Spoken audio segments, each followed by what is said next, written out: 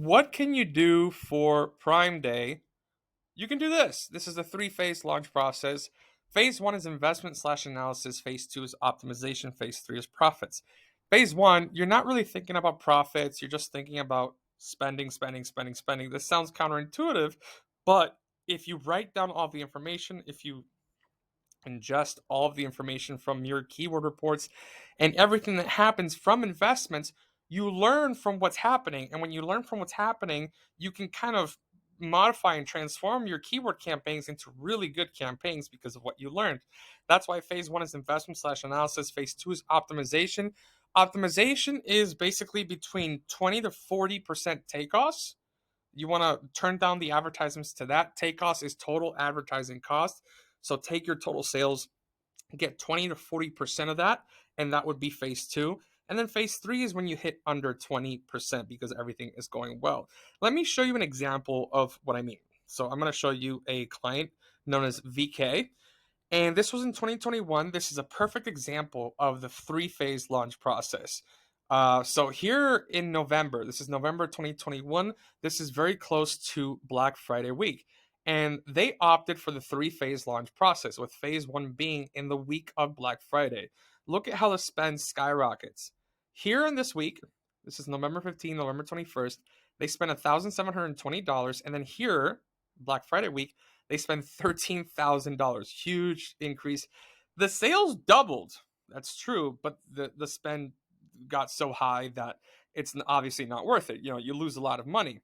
The take cost is so high, 85%. But look at what happens. So the following week, I reduced the spend by more than half, and the take cost reduced to 42%. It's still not perfect because there's still some residue from Black Friday. That's true, but we're getting there. So remember, I said 20 to 40% for phase two. This is 42%. It's very close to 40%. I would consider it almost phase two. It's hard to get into phase two, but if you get close enough, you get close enough. So I would consider this phase two. And look at what happens on the following week. The sales really did not drop. They're at 13,000. That's $5,000 more than this week. And then you have the take cost 25%. That's only 6% off of this 19. And so you get to spend, right? Spend is 3,533, but now you're selling $13,000. Imagine if you repeat this process, how much money you would make, how profitable would you be? If you're already profitable at 25% takeoffs, and this strategy is for you for sure. Then the following week, they hit 28%.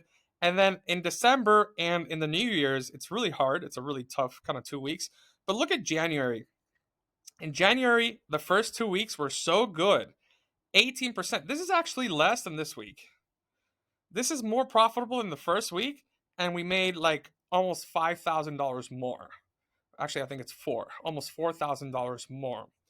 So now your brand equity is super high. You're very profitable because you're hitting that 20% mark. This is 22%, right? 18, 22%. And this was so good that they actually wanted to invest in the following week. And what's important to note is you should only invest in Black Friday and Prime Day, because um, if you don't, then the numbers aren't really going to be that good. This is kind of like a phony kind of phase one, because they're like air quotes trying to increase spend, but it's not really increase. See, this is a real increase, 13,000, but this is just like 6,000. When you do it a little bit, it's not really all that good. And then, like the next week, they increased a little bit, but the take cost is so bad that it's just not worth it. You should definitely commit to it and only do it twice a year, and then allow yourself the rest of the year to recoup that money that you invested in Black Friday and in Prime Day, and also to enjoy the profits. So, I'm going to show you one more thing that you should think about. Now, you want to take a look at your products. This is a worksheet that I use. This is for this is just my dashboard, and here I took away the product ASIN and SKU just because the client will not be mad at me because of this, and look at the information that I get here. So I'm seeing how much it's sold per month, 12 units sold per month to 11, and I see the change here from the previous month. So here there was a 500% change, 173, 114. So basically, I'm seeing a lot of increases across the board, and I want to take a look at my inventory. So I want to make sure that for Prime Day, I have a 90-day on hand. Normally, I want to have a 60-day on hand. What does that mean? Well, take we're probably gonna sell like, I want to say 20 for the month. And if you sell 20 for the month, you want to have a 60-day on hand. So that means 2 months. So you're selling 20, so you want to have 40 units on hand. If you want to have 90 units on hand, you got to have 60 units on hand, right?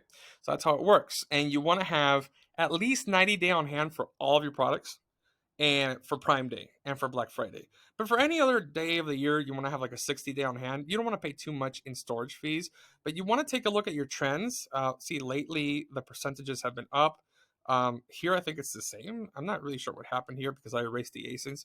Here, it was a downtrend. Sometimes there are downtrends because you sell 68 one month and then you sell 41 the next month.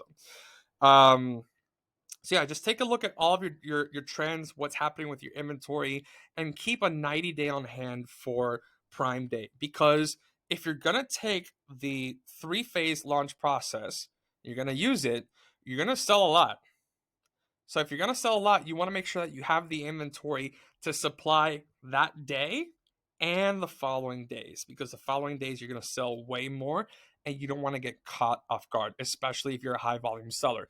If you're a high volume seller, you're selling things by the pallet load. And if you're selling things by the pallet load, you want to make sure that you're always on top of your inventory, because you already know that Amazon takes about 2 months to receive your inventory when you're sending in pallets. And I hope this helps you make a good decision for Prime.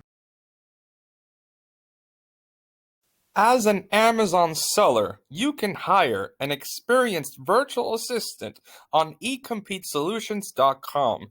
Go ahead and go to the homepage and click on this button right here that says Amazon Virtual Assistant, and you'll get taken to a web page with 2 instructional videos in 2 different languages, and below that you'll see all of the features that will help you with succeeding and selling more on Amazon while you focus on your business.